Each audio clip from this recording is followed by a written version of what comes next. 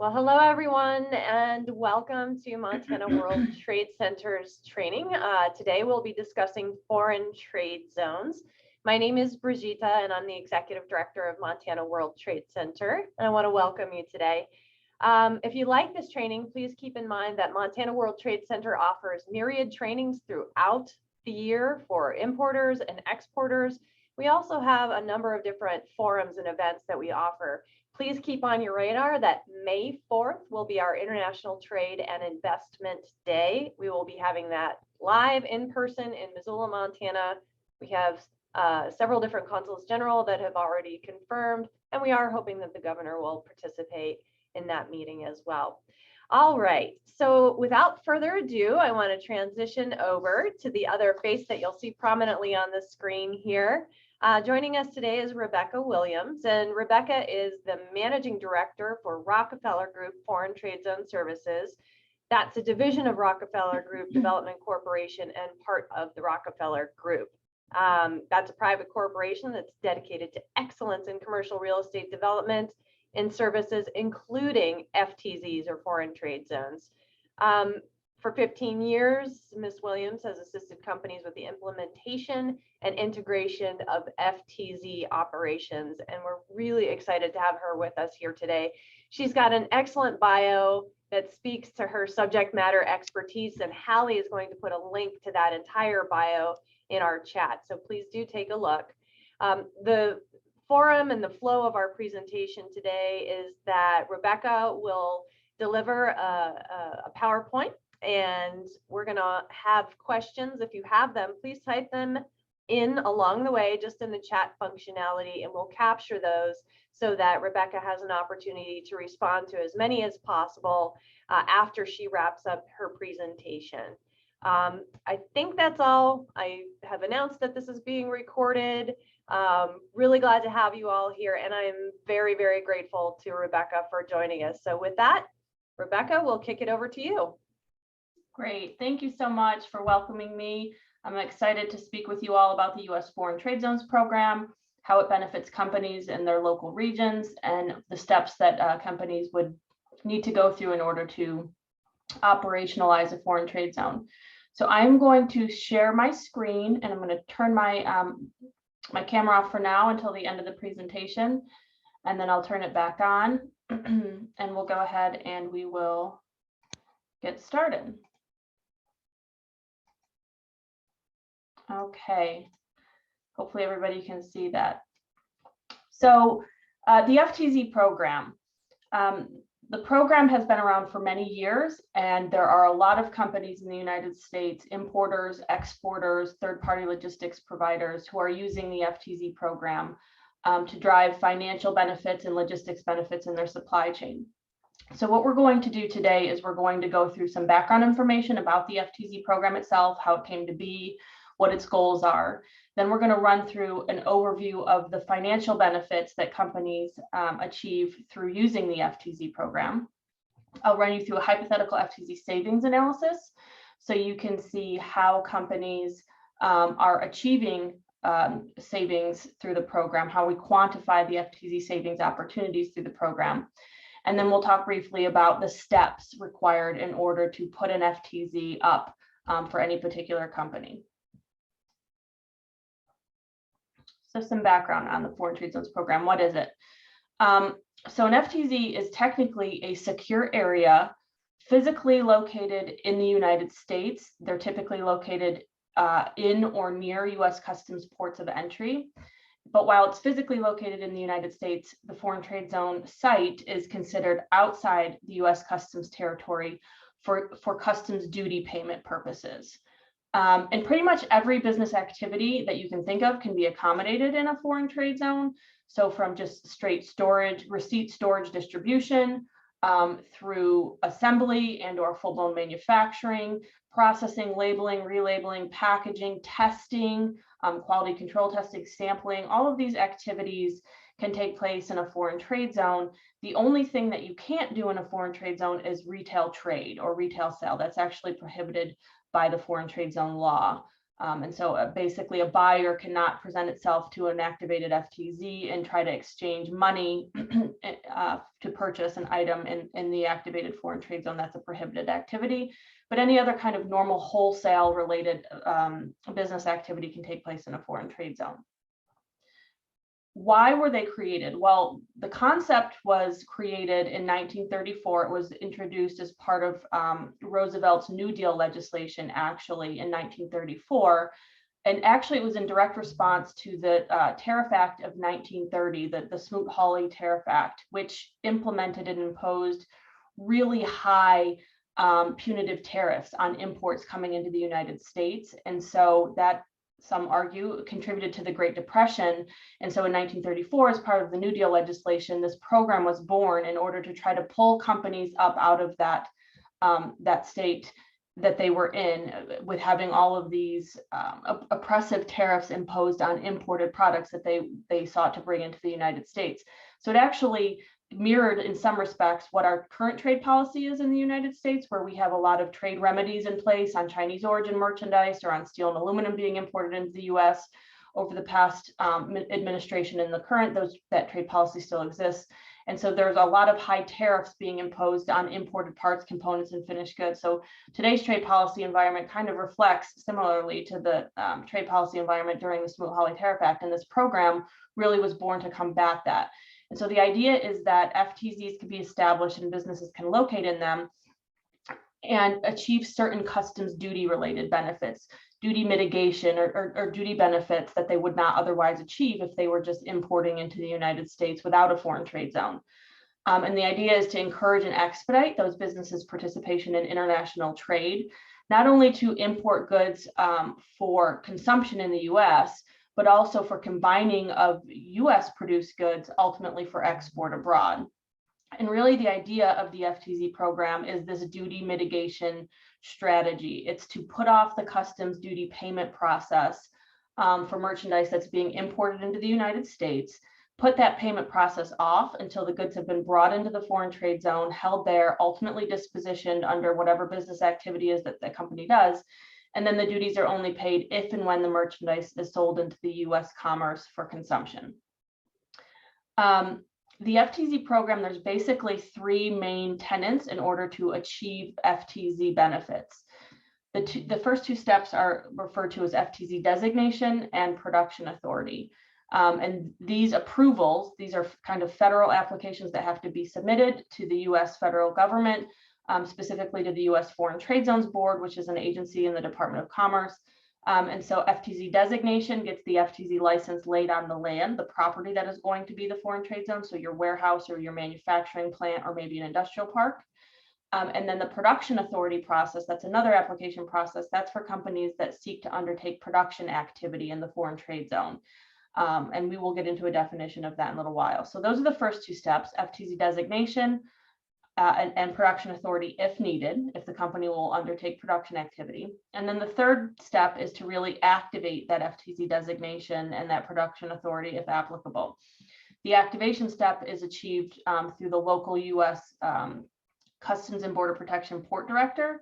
So the local port is the entity that FTZ operators engage with in order to actually activate their site, to get it to a point where they can start receiving merchandise in bonded status or non-duty paid that hasn't gone through that customs clearance process.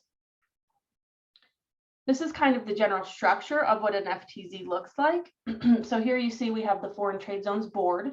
That's that agency that was created as part of the 1934 legislation that established the program. And this is the agency that doles out the FTZ license and the production authority.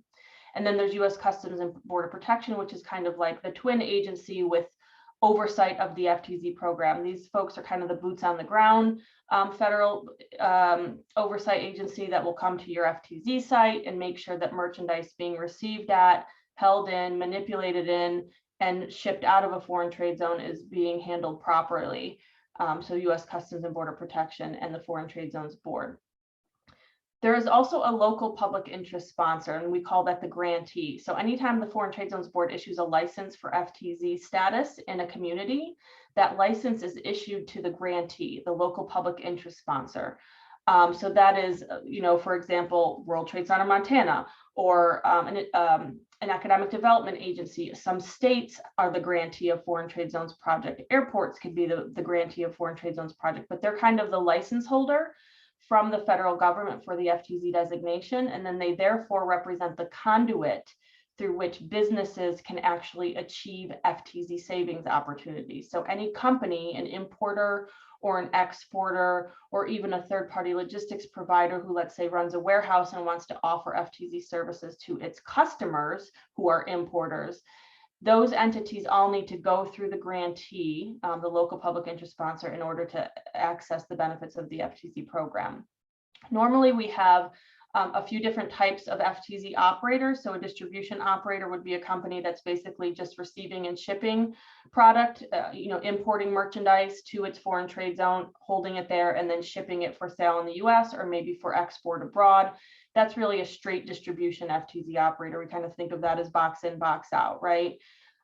There's also manufacturing FTZ operators. So these are companies who are setting up an FTZ at their manufacturing plant, manufacturing in the traditional sense, but it can also be assembly. It can be mixing of materials, even sometimes kitting of merchandise results in a manufacture.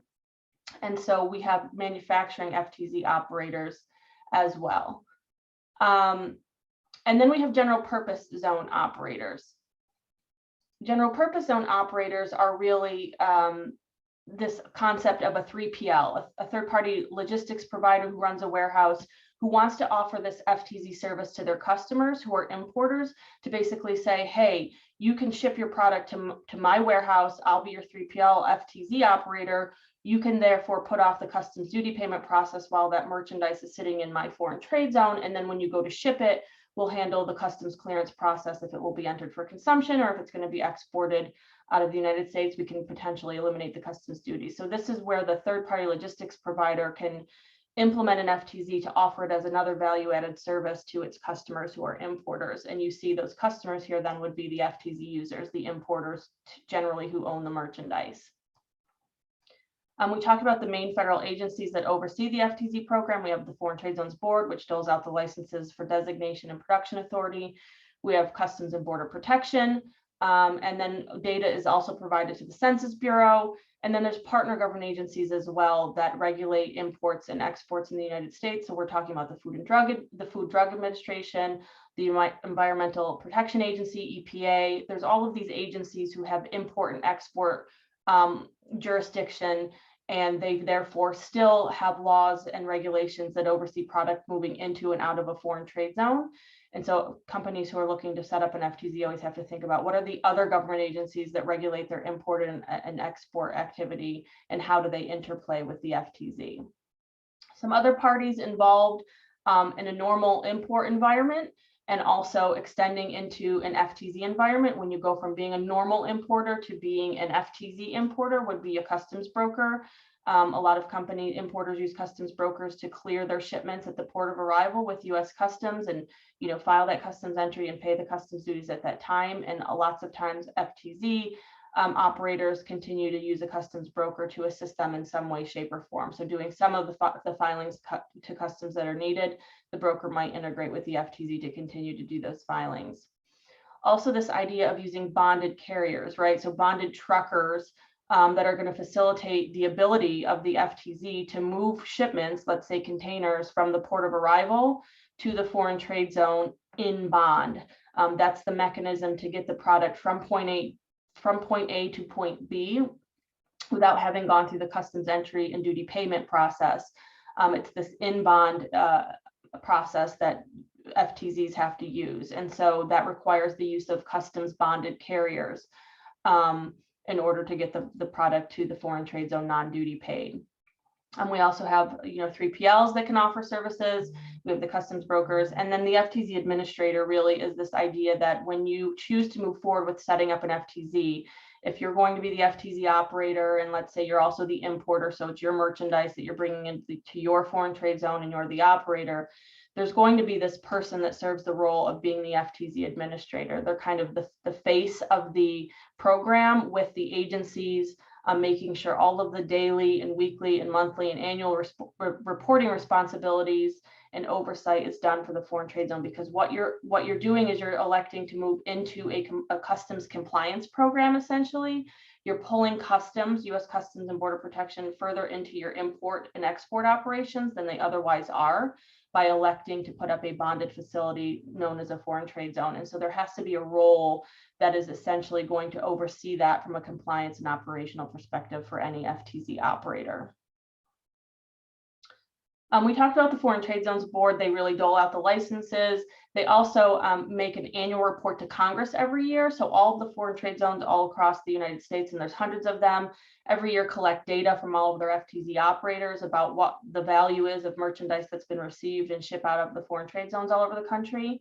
And then each grantee collects all of that data and submits it to the U.S. Foreign Trade Zones Board. And the U.S. Foreign Trade Zones Board, again, an agency in the Department of Commerce, in turn creates an annual report of all of that aggregated data and presents it to Congress each year. It runs about a year and a half behind to the calendar year, but that's one of the main roles of the Foreign Trade Zones Board, other than approving foreign trade zone sites and expanding foreign trade zone sites, is to produce this annual report to Congress.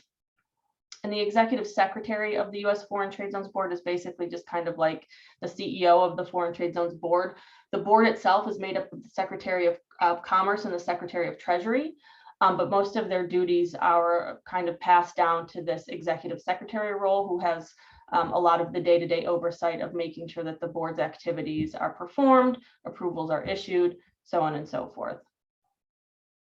Customs, again, is the main agency that FTZ operators will interface with at a local level.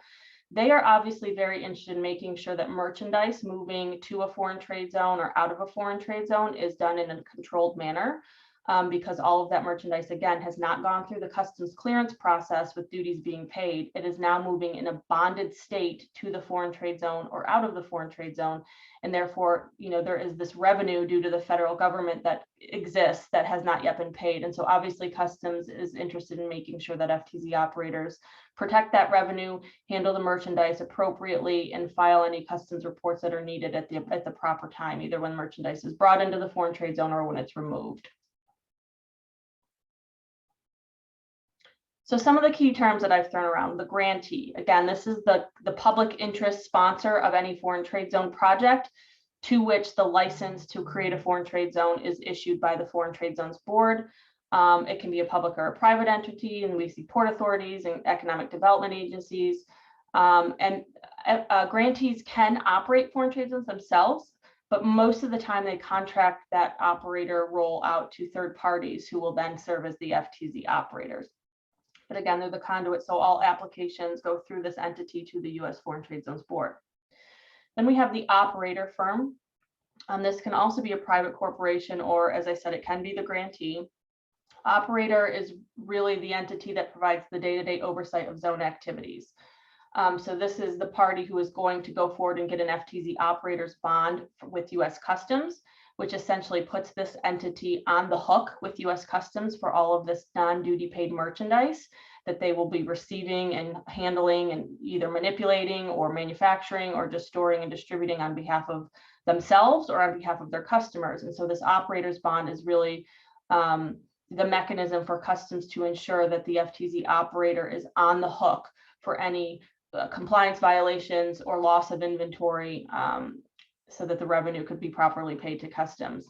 So the operator, oftentimes is the importer or exporter themselves. If an importer wants to put an FTZ up at its current warehouse that it runs or its manufacturing plant, it will usually be the FTZ operator and also be the Ftc user, which is the importer or the owner of the merchandise, versus the other scenario we discussed where the Ftz operator is really a 3PL who runs a warehouse and is going to offer this as a service to importers who are just going to store their merchandise in the 3PL Ftz operator's warehouse. And then the user is, again, the party that's receiving the financial interest from using the Ftc program, the primary financial interest. So this is the party typically that owns the merchandise that's being imported into the United States and has duty that's owed against it. And they're using the Ftz to mitigate that duty in some manner. So these are the importer or exporters that are using the FTZ. And again, the user can be also the Ftc operator. It can be one and the same, or you can split it up and there can be users using a third-party Ftc operator. And there's a whole host of industries that currently use the Ftc program and have for decades. And we have another slide here. Sorry, some of the key statistics. So in the 2020 Foreign Trade Zones Board annual report, that's the most recent we have available. You see here there was over $625 billion in merchandise by value that moved through FTZs in the United States in 2020. 59% of that value received was domestic or foreign duty paid. So it was either domestically produced merchandise or it was imported merchandise that was first customs entered and duty paid and then received at the foreign trade zone site in what we call domestic status. So that's a pretty high percentage. Almost 60% of merchandise flowing through foreign trade zones in 2020 was domestic status, which really underscores kind of one of the original slides we started with, which was to kind of promote the idea that we import not just for full consumption in the US, but also for combining with domestic merchandise that will then be either entered for consumption in the US or exported abroad.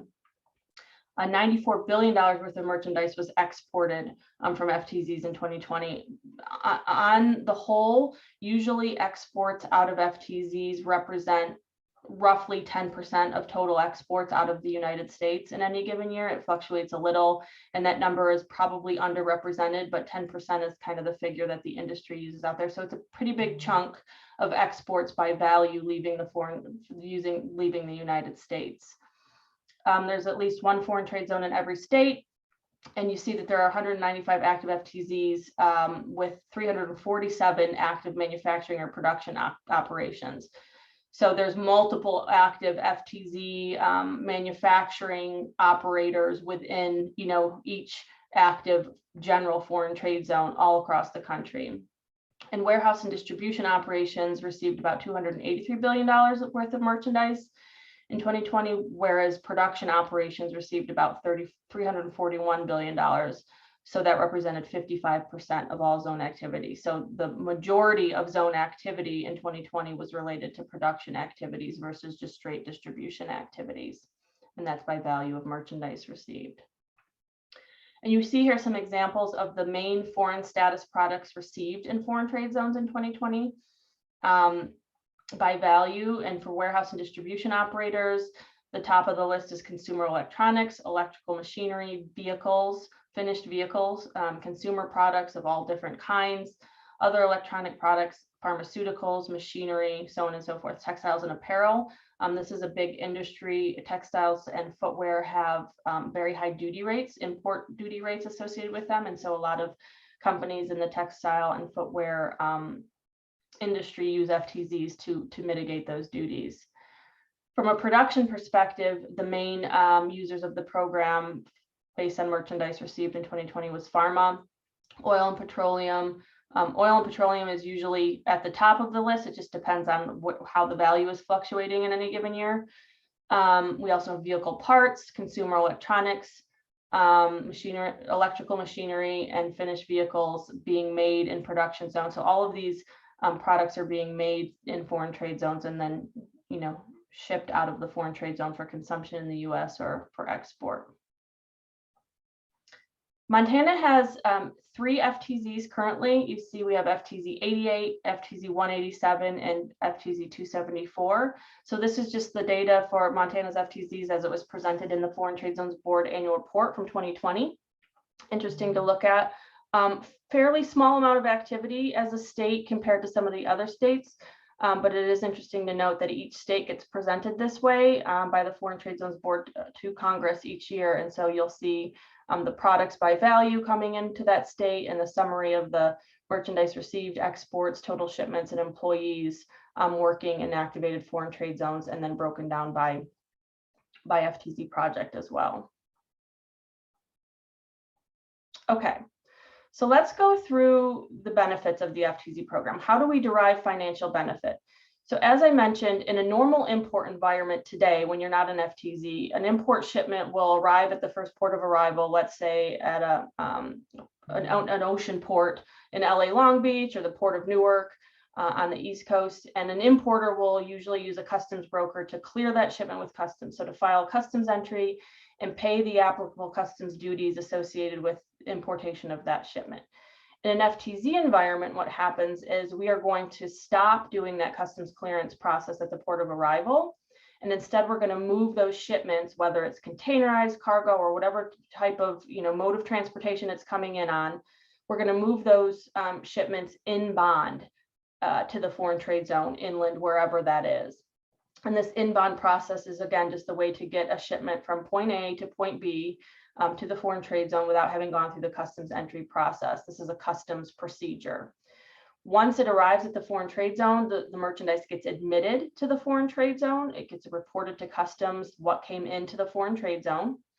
And then there's basically 3 ways to get the merchandise out generally. If it's going to be sold into the US, to a customer in the US, then that's when the customs entry process will take place and duties would be paid. So basically putting off the customs entry process from the port of arrival to now, after the goods have been sitting in and dispositioned out of the FTZ, if they're going to be sold in the US, we'll pay our duties on the customs entry at that point. If the merchandise will be exported to another country, then we have the opportunity to do that in bond process in the reverse.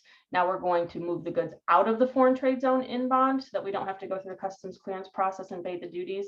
And when we do that, we can completely obviate the duties altogether by exporting in bond.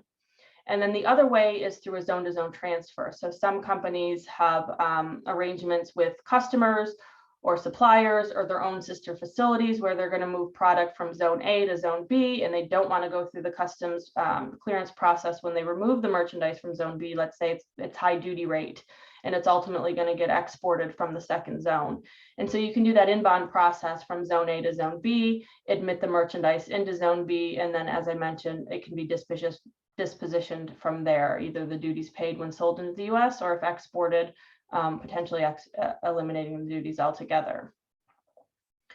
So given that setup, this FTZ, bonded state setup, these are the main benefits that accrue. We have customs duty deferral. I think of them in 3 categories. There's the customs duty related benefits.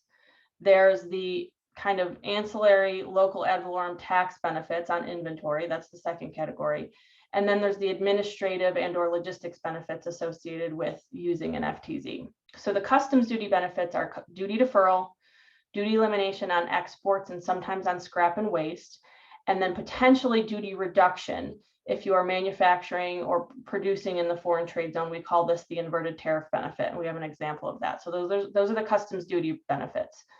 The second benefit is this local ad valorem tax exemption on inventory, where some states assess inventory tax, such as Texas and Kentucky and Louisiana. All of those states assess a local ad valorem tax, business personal property tax on inventory. The Foreign Trade Zone law, the Foreign Trade Zone Act, actually exempts that tax being applied by those local jurisdictions. So this is kind of an additional benefit that the Foreign Trade Zone law can provide to some companies who are located in states that tax inventory. And then the logistics benefits.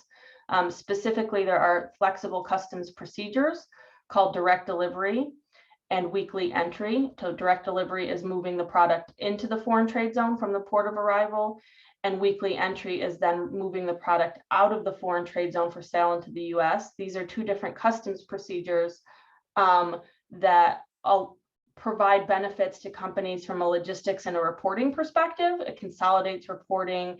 It often allows merchandise to get speed to market because you're using a weekly process. But it also provides a mechanism to reduce costs.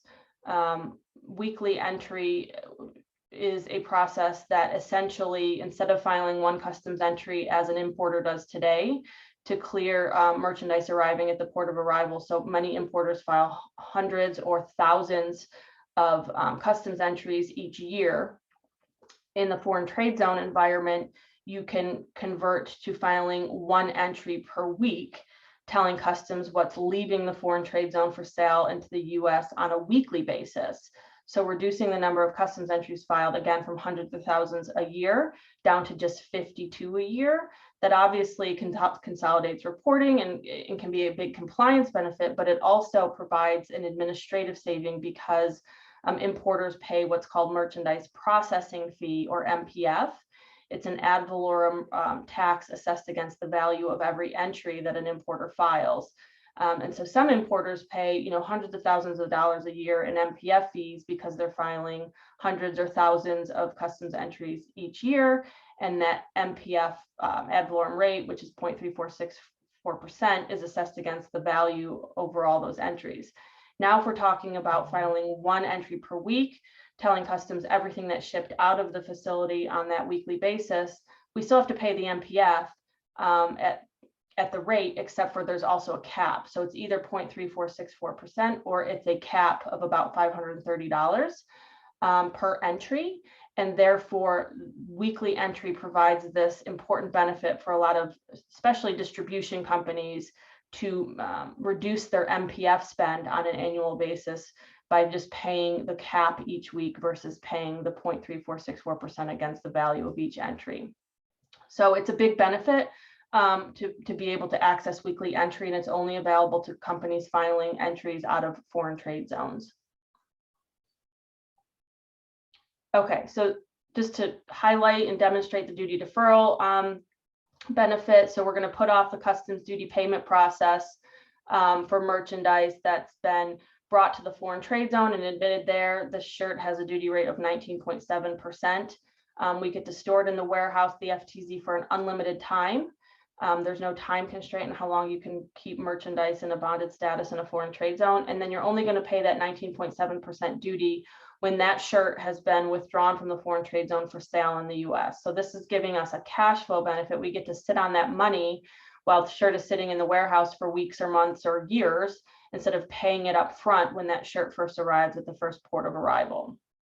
And you can extend that duty deferral, that cash flow benefit process through the supply chain, as I mentioned, by doing zone-to-zone transfers. So if you have a customer or you have another sister facility that is a foreign trade zone, then you can keep that bonded status of the merchandise and continue to get that cash flow benefit by not paying the duties until it's sold for sale, into the US market. Okay, so that's duty deferral, and this is duty elimination, right? We have that same shirt, and now we're going to hold it in the warehouse, but we're ultimately going to sell it for export. It's going to go overseas in a shipment overseas. And so we get the opportunity then to export in bond out of the foreign trade zone, just like we brought the shirt in bond and admitted it. Now we're going to export it in bond, which allows us to completely eliminate the US duty payment altogether. Obviously, when the shirt gets imported into the foreign country, so let's say it's going to Canada or some other country, then whatever the import clearance process in that country is still going to take place. If there's duty assessed by that country, the duty would be paid. But what we're getting out of is paying the US customs duties because we kept it in a bonded status until we exported it.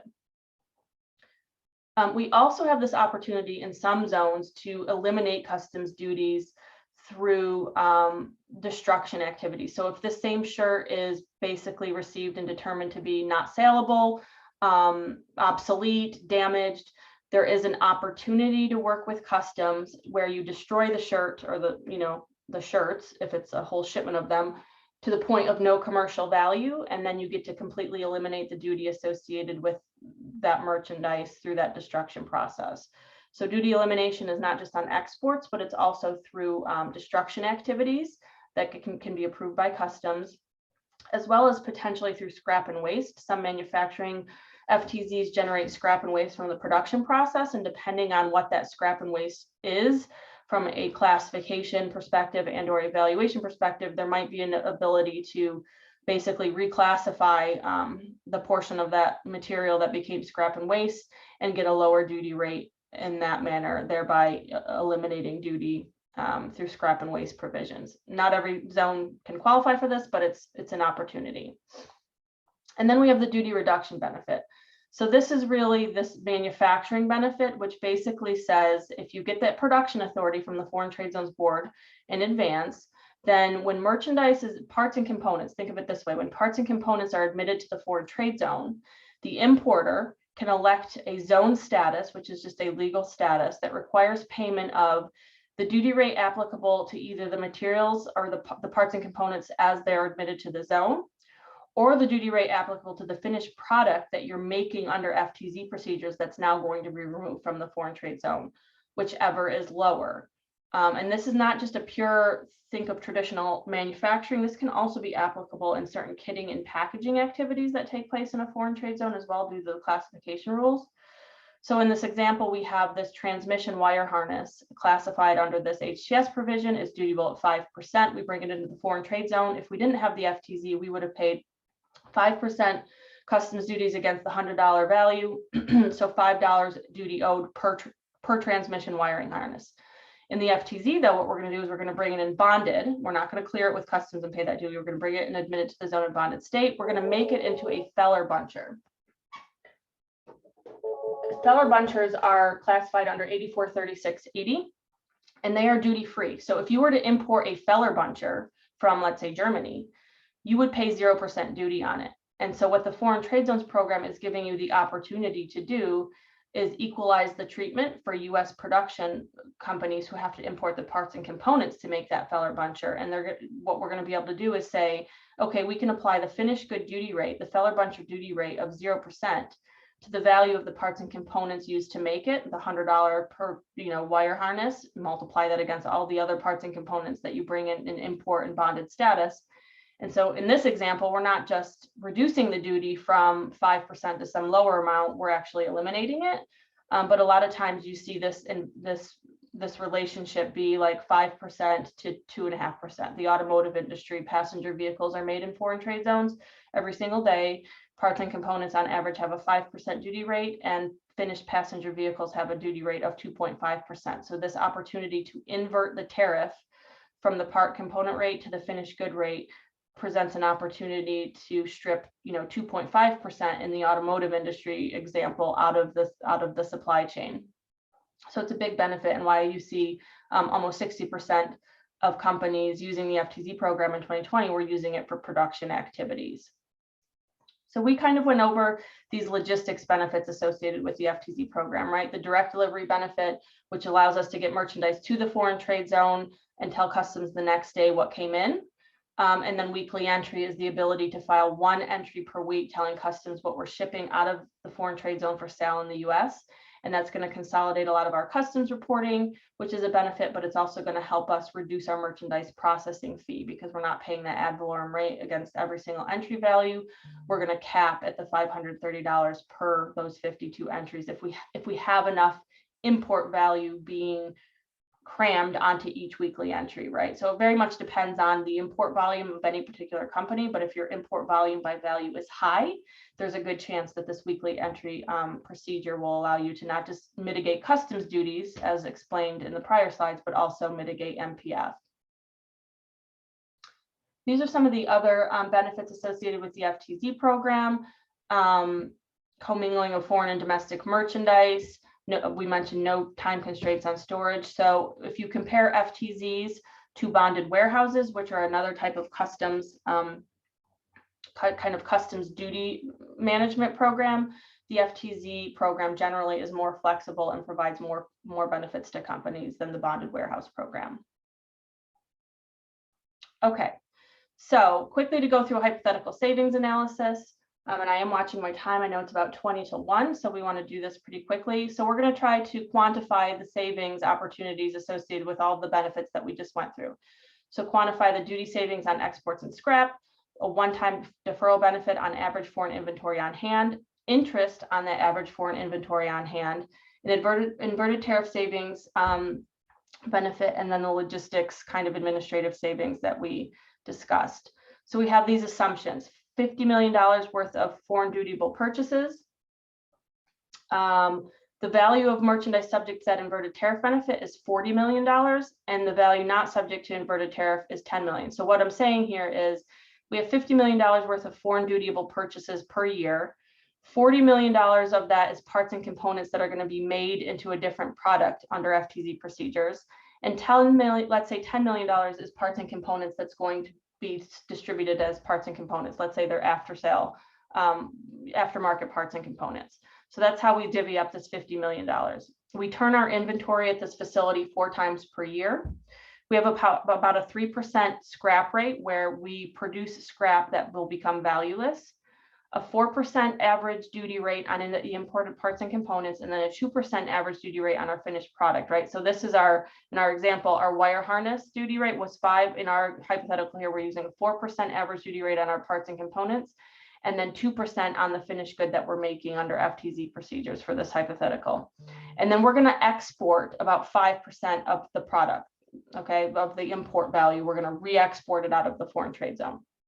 So without the foreign trade zone, we have about $2 million in duty spend each year. So that's taking that average part component rate of 4% against the import value, you get $2 million in duty spend. That's the number we're trying to eat at, right, in terms of savings opportunities. With the foreign trade zone, we can take that $50 million total import value times the 4% weighted average duty rate times the 3% that we're saying is going to be destroyed, become scrap and be destroyed to the point of no commercial value, so that we get to eliminate the customs duty associated with this 3% of this value.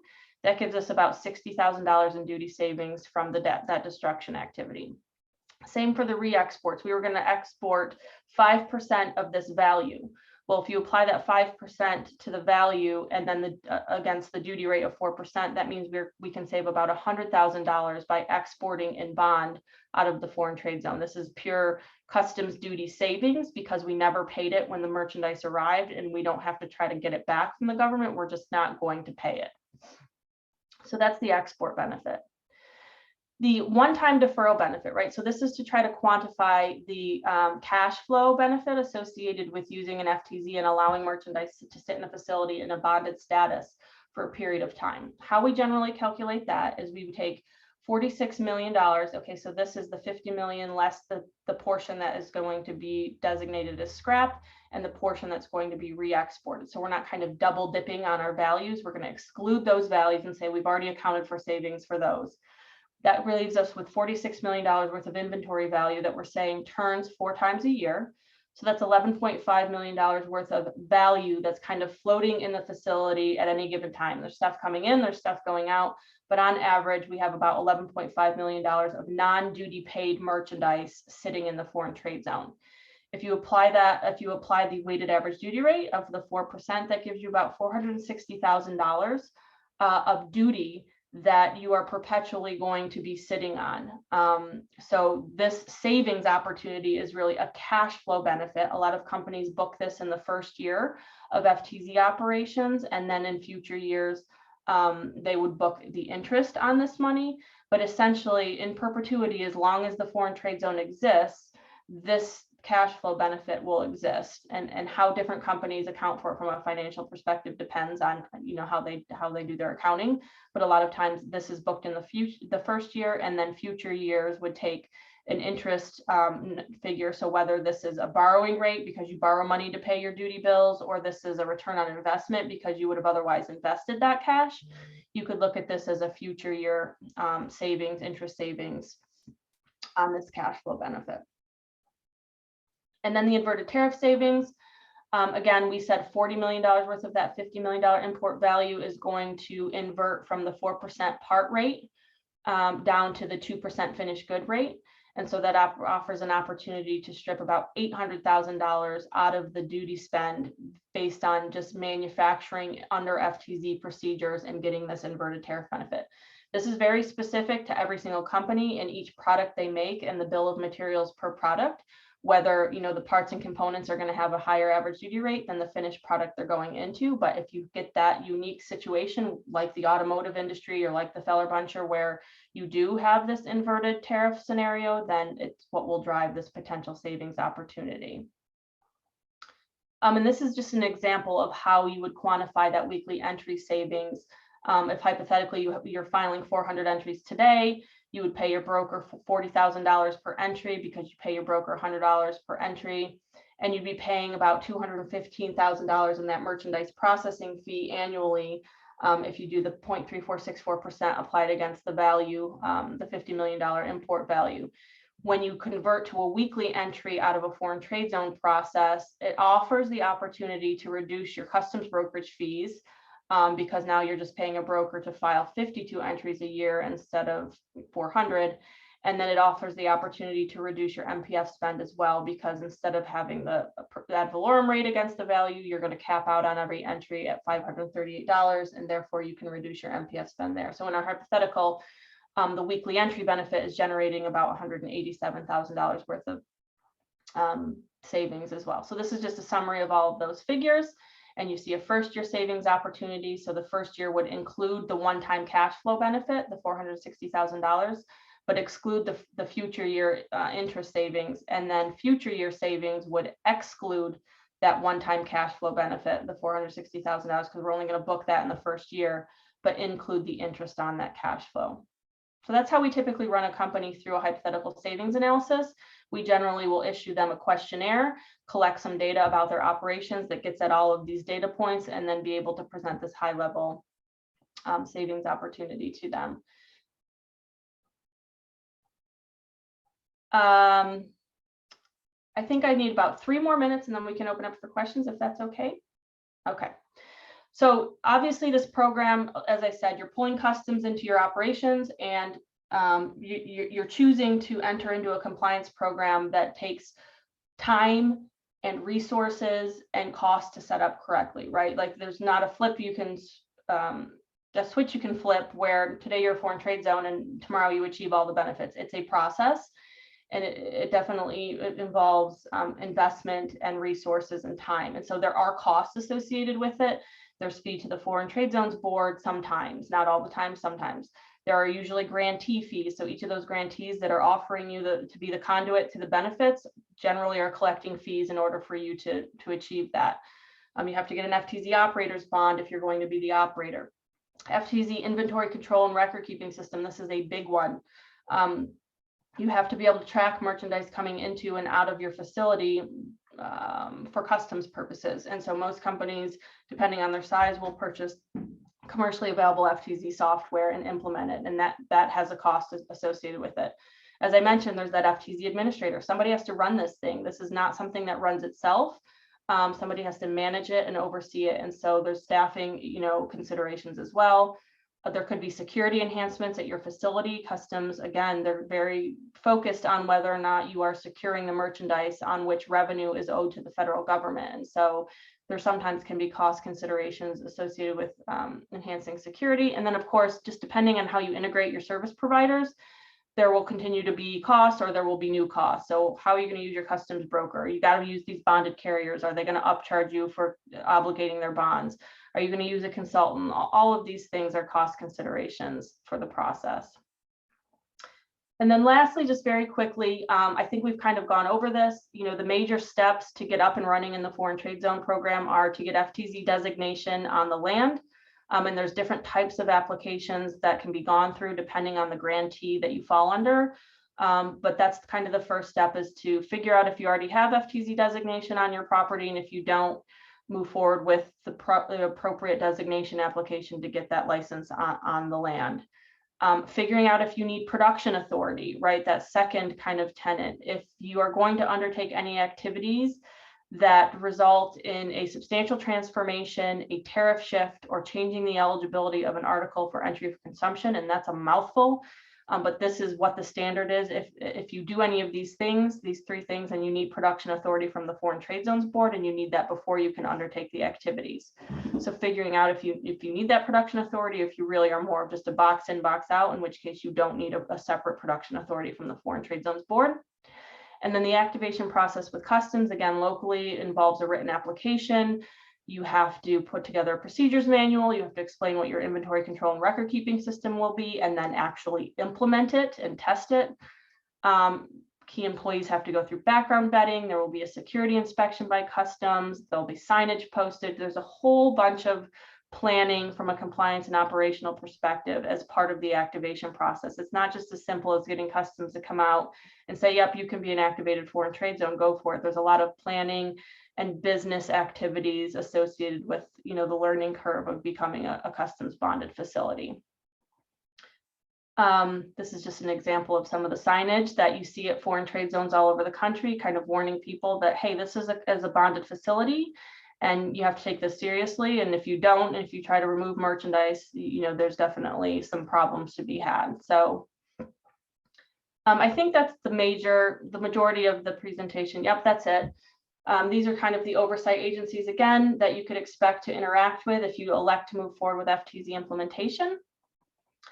And that is the not so quick overview of the Ftc program. I did my best to fly through it. I'm from New York, so I talk pretty fast. I hope everybody could keep up. Thanks, Rebecca. I appreciate the overview there. And I know I'm actually going to go back and watch this presentation again, just to make sure I'm absorbing as many of those pieces as I can. I am going to move to a question in the chat in 1 minute, but I do want to point out that probably, given the fact that most businesses in Montana are in the SME bucket, I think that they would be perhaps start into this endeavor, if they do, by going into an existing foreign trade zone. So having an operation or facilities located at Port of Montana, in Butte, where there is an FTZ, the other one in Great Falls, and you mentioned the three. So I guess I'm just wondering, because there are so many different considerations, and because I don't think these businesses will be setting up their own geographic FTZ, but locating within an existing one to avail themselves of the potential benefits of, delaying duty or getting that exemption. At what point, what's the break point where the juice is worth the squeeze? Because you pointed out this is a lot of extra work. I know there are various factors there, so start there, and then I'm going to ask what you might be able to do to assist. So could you comment on that? Yeah, that's a really difficult. Everybody asks me this question, and I just don't have a simple figure that I can throw out there, because at the end of the day, the value really, it means different things to different companies. Some companies, cash flow is, they don't care. We show them the cash flow benefit and they just go, that's great. We're really looking for XYZ out of it. Other folks, cash flow right now is really important. And so, even what some companies might view as a marginal cash flow benefit to other companies is a really big deal, and they'd be willing to go through the time and the investment to set up the foreign trade zone. So there isn't, unfortunately, just an easy figure I can throw out. What we always recommend is just going through that feasibility process, because we're going to be able to, and we do that at no cost for companies, because it's not worth our time to take anybody down a path that doesn't make sense for them, and it's not worth their time either. So really fleshing out, what is your import volume? How are you going to derive savings? And does that figure really mean anything meaningful to you when you juxtapose it against the cost and the time and the investment? That's the best way to go through this process. So that's what we do. The questionnaire just has to be completed. We run it through. I mean, we have a savings calculator online, but it's always better to have us using our brains, evaluating the data and thinking about it, because there's always nuance to it. And really just trying to quantify it that way is the best way to figure out, Right. Does this make sense or not? Right. And I think that's how we originally connected, as we were trying to figure out who potentially in this state could offer assistance to our SMEs on, first, figuring out if the juice would be worth a squeeze, and then secondly, maybe with the operational kind of filings and Right. staying on top of that. So not only can you do that audit, but I think you can act sort of as an extension of that business's team with the various filings. Am I right on that? Yeah, so this is where it gets complicated, because there's so many options. There's no kind of one size fits all when you set up an FTZ. So every time you approach the program, you're going to have choices to make about who you want your service providers to be versus if you want to do things on your own. So yes, we certainly can help companies figure out what the best setup for them is, and then identify the resources that they may need if they want to contract certain functions out so that they can do that. So yes, that's certainly something we can do.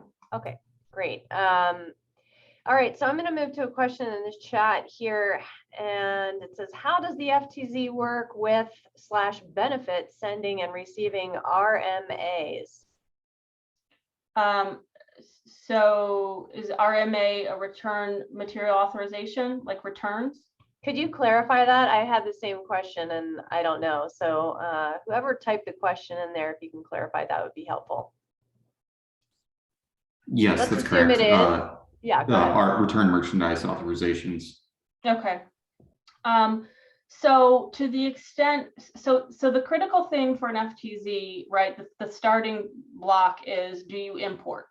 You have to be an importer to achieve any benefit, right? So do you import? And then there's a whole bunch of lanes you can go down to try to figure out what additional benefits might be. For returns, to the extent a company is importing and holding merchandise in their foreign trade zone, or manufacturing in their foreign trade zone, and then shipping it either for sale in the US or for export abroad.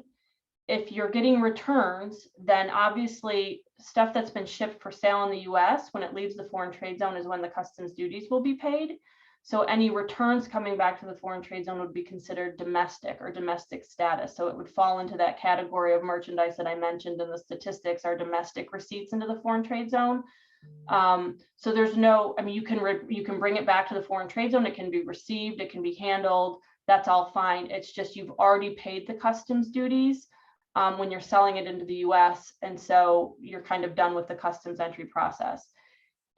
If you're exporting the merchandise out of the imported merchandise out of the foreign trade zone now to another country, and you're going to get returns from a foreign country, yes, you can arrange to have the returns sent in bond. It's not always straightforward how you do that. This very much depends on, you know, the contract terms and how who controls the logistics of it coming back into the United States. But there is the opportunity to bring it back in bonded status again, so that you can readmit it in bonded status and not have to go through the customs duty payment process when it's coming back into the United States. Okay, thank you. Does that answer your question? Yes, it helps clear it up some, Okay. especially the returns being sent in bonded status. Yep, it's an option. You always will have the option of either clearing it at the port and paying the duties on it when it's returning to you, or you could arrange it if it makes financial sense. You could arrange to have it moved in bond and brought into the foreign trade zone again in bonded status or in foreign status. Great. Well, we are closing in on an hour here, so I do want to once again thank Rebecca for the information that she's shared with us today.